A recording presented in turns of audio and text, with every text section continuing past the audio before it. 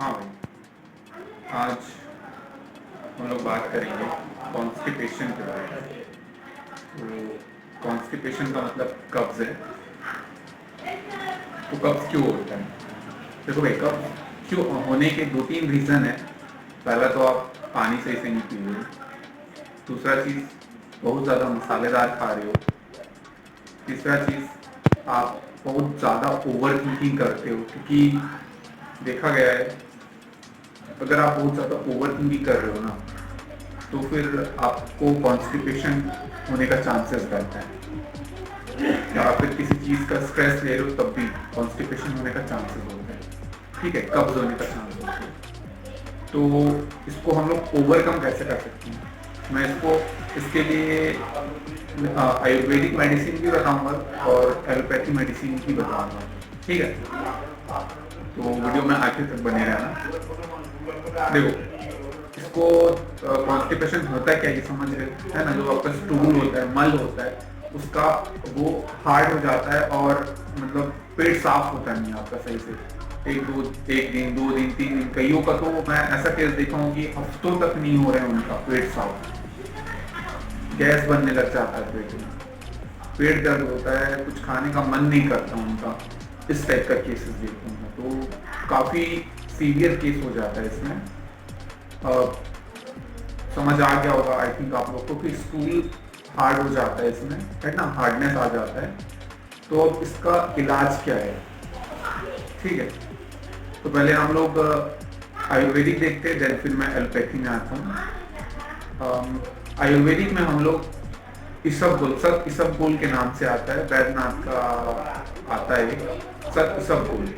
वो काफ़ी अच्छा रहता है, उसमें रेशेदार होते हैं, है ना? पाउडर रहता है वो। उसको आपको हल्के गर्म पानी में 1 लीटर, 1 लीटर नहीं, दरअसल एक गिलास पानी में 2 चम्मच अराउंड मिला के आपको रात में पीना रहता है वो।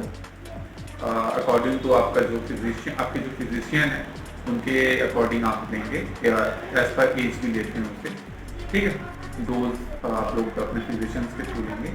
तो वो सर इसबगोल के नाम से आता है, वो काफ़ी अच्छा रिजल्ट रहता है।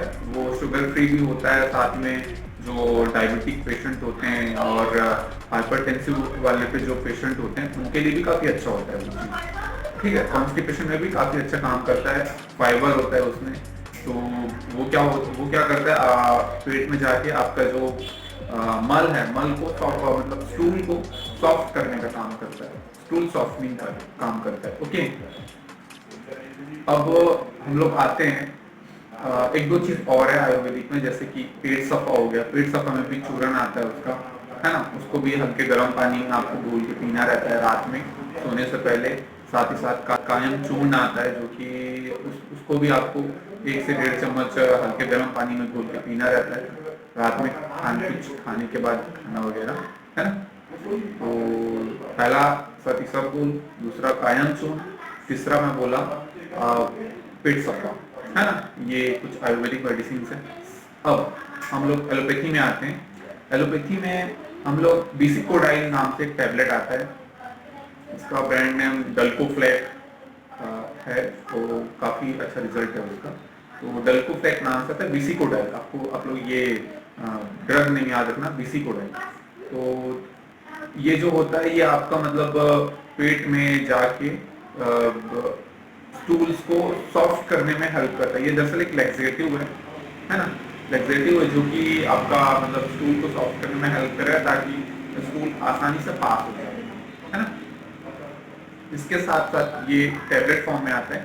इसके साथ साथ एक सिरप फॉर्म में आता है, जिसको हम लोग बोलते हैं लैक्टुलोज। लैक्टुलोज एक शुगर है जो कि मतलब आपका स्टूल फ्लो को ना काफी अच्छा कर देता है वो, है ना?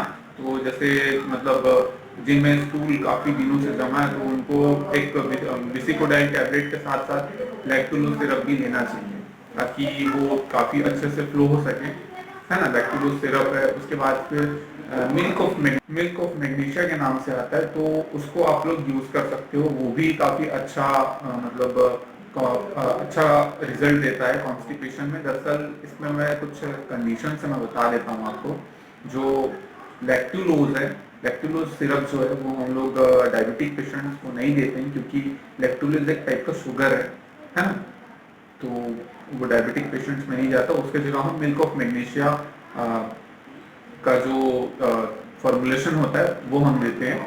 और प्रेग्नेंट लेडीज में हम लोग मिल्क ऑफ मैग्नीशिया नहीं देते हैं, इसलिए नहीं देते हैं क्योंकि वो उनमें थोड़ा सीवियर कंडीशन आ जाता है, वो थोड़ा कॉम्प्लिकेटेड हो जाता है ना, और दिक्कत होता है प्रेग्नेंट लेडीज को उसमें। तो हम लोग अभी उसका बात नहीं करेंगे, वो अलग टॉपिक है।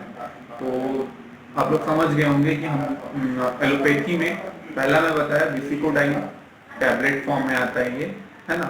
दूसरा लैक्टुलोज सिरप है। तीसरा है मिल्क ऑफ मैग्नीशिया, तो ये भी फॉर्मुलेशन में आता है। मिल्क ऑफ मैग्नीशिया और पैराफिन जो रहता है वो साथ में आता है इसके, है ना। तो ये कॉम्पोजिशन से साथ में रहते हैं कंबाइंड। तो ये दोनों आप ले सकते हैं, मतलब दोनों में से कोई एक लैक्टुलोज या मिल्क ऑफ मैग्नीशिया, और साथ में ये आपका रहता है विसिकोडाइन रहता है।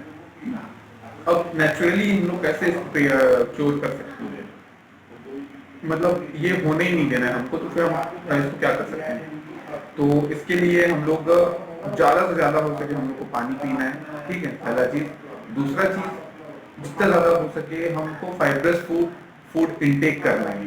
फाइब्रस फूड इंटेक करने से क्या होगा कि ये हम लोग हमारे बॉडी में जाके ना, मतलब स्टूल को क्या होगा कि पास होने में हेल्प करेगा, समझ रहे हो। स्टूल पास होने में हेल्प करेगा। साथ में ये मतलब ऐसा होता है कि ना, मतलब सुबह के टाइम पे मतलब जैसे जो स्टूल पास होने में कई लोग को काफ़ी तकलीफ होता है पाइल्स वगैरह में, है ना, तो उसमें दिक्कत कम आता है। मसालेदार चीज़ हमको कम खाना है, पानी ज़्यादा से ज़्यादा पीना है।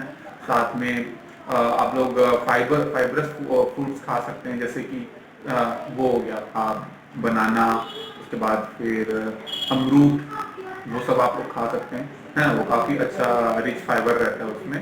तो ये इन सब चीज़ों का इंटेक करो, और बस इतना ही है, बाकी तो कुछ नहीं है। बाकी इसमें कुछ कुछ चीज़ें आती हैं, कई लोग को बहुत ज़्यादा सीवियर केस आ जाता है, बहुत ज़्यादा सीवियर रहता है कुछ कुछ केस, जिसमें ना मतलब ये दवाई काम नहीं करता है।